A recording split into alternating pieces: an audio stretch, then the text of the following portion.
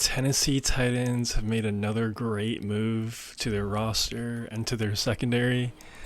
I know I may sound like a broken record, but I'm telling you, this team is like the biggest dark horse going into the 24-25 season. Really excited to see this team, especially week one against Chicago. They've been slowly making low-key good moves all off-season, starting with Snead, what they added offensively, and more recently, Jamal Adams, and now Quandre Diggs, really just bulking up that secondary. And I love that. I love teams that bulk up on the defense's secondary and adding pass rushers. You could never have enough good corners. You could never have enough pass rushers. That's why it's just like confusing to me why championship teams aren't loading up on all the good free agent DBs that are available right now. I just don't understand that. I know for the 49ers' sake, they have a lot of issues they're dealing with, but for all the other championship caliber teams out there, like the Chiefs, Rams, Lions, maybe Eagles, Bengals in that mix, like there is just a plethora of just great free agent DBs still available. Like the fact that Justin Simmons is still a free agent is just baffling. It makes no sense at all. The dude is a baller. He's a ball hawk, talented dude, and still a free agent. I know his asking price is still probably pretty steep, hence why he hasn't signed yet, but we'll see how it all plays out. One more month until the NFL officially begins, so I'm sure most of these guys will find homes once injuries happen and prices go down and whatnot, but we'll find out. But back to Quandre Diggs, it's a 1-year contract up to $5 million, the $3 million guaranteed. The Seahawks cut him in March when he posted a career best 95 tackles last year with one pick. His total career so far, he has 24 picks with the Lions and the Seahawks. 3-time Pro Bowler, solid player, man, solid player.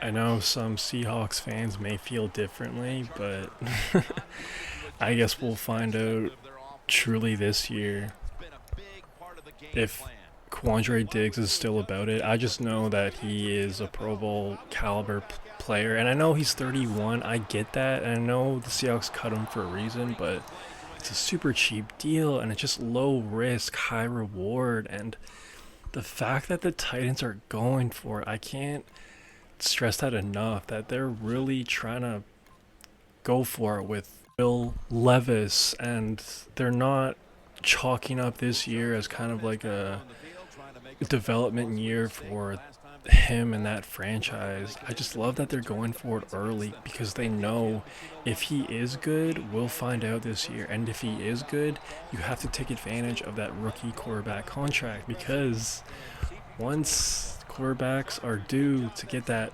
first contract, it's going to be massive. We've all seen the ridiculous amount of dollars being thrown around this offseason, so you really got to go for it early, and that's what we're seeing in Chicago too. Like, they're going all in to add Keenan Allen, to add Rome, to have that tight end room is just insane for Caleb Williams, and I just think it's a good trend, and it's a smart trend. It's a very intelligent financial thing to do if you're an NFL franchise, if you're a GM, so just respect to the Titans. I'm really excited to see them play this year. Like I said, week one at Chicago, perfect statement game. That game is going to be that game's going to be awesome. That game's going to be so awesome. Really excited to watch that one. You should be too. What do you think about Quandre Diggs? I know if you're a Seahawks fan, you probably think he's not the best, but you know, he's had some good years. Pro Bowl caliber player, a lot of picks, man. So let me know if y'all like this move or not. He's set to compete for a starting free safety role with Elijah Molden, so we'll definitely see if he wins it. Will be an interesting preseason to watch too. defensively for the Titans, because you got Jamal Adams trying to compete too. I don't know if he'll get the starting role. I feel like Quandre has a better chance of being the starting free safety for the Tennessee Titans, but we'll see. We'll see. It's also a mini reunion with Diggs and Jamal Adams, so I think that's only a good thing. Chemistry in the secondary is never a bad thing. So, again, just a great move by the Titans, man. And if you are a Titans fan, you'll probably be pretty pleased to hear this news. If you don't know already, it is reported that Will Levis is reportedly having a good camp thus far, sophomore year. So maybe some people expected some regression or some struggles, but so far, I know we're only about a couple weeks in. So far, the reports are saying he's looking pretty strong out there. So that's great to hear. And again, it just adds to that dark horse label. Like, the Titans just aren't getting a lot of attention right now. They really are big underdogs right now, but they shouldn't be, because I'm telling you, this roster is low-key really, really good. Like, they're building something. And I know that's kind of due to the market of Tennessee and playing in the AFC South and whatnot, but I'm telling you, man, don't be surprised if they do something special. And I know they could easily get blown out week one and then yada yada, but I just believe in this roster, man. But with that being said, Hopkins reportedly suffered injury and he's going to be out at least a month. He actually might miss the first week of the NFL season, so I don't know. That's obviously not the best news, so it's not all sunshine and rainbows, but at the same time, we'll definitely see if Burks has improved at all, or if that will just be a monumental bust. Very well could be. He really hasn't shown a lot, but who knows, he could come on strong. And I want to see Calvin Ridley bounce back, man. There was so much hype around him last year, coming back in the NFL after being banned for gambling, which is ridiculous, the amount of time he was banned for, but didn't have the best year last year, but still showing some flashes. I really want to see him this year, man. I really want to see him bounce back. You got Tajay Spears as well, Tony Pollard. It's a nice little 1-2 punch there as well, man. So yeah, man, let me know what y'all think about all the news. And that's all I got for right now. Peace. It just doesn't seem that it was that long ago when we looked at tight ends as just guys that can block for the run game.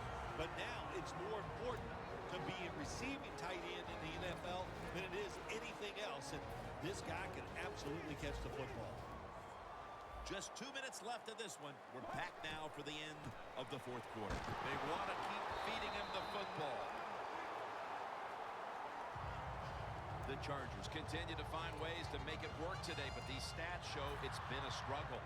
Gordon's had nothing go his way, but in a tie game, you still have to think he'll be involved down the stretch. Oh, yes. And well, you said a couple of things I'm going to agree with. The run game today, it has been bad. The good thing is it is a tied game, so don't give up. Stay with it and see if you can win this game.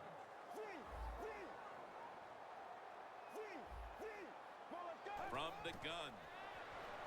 The defense gets a sack. Well, if your offensive line's not good enough to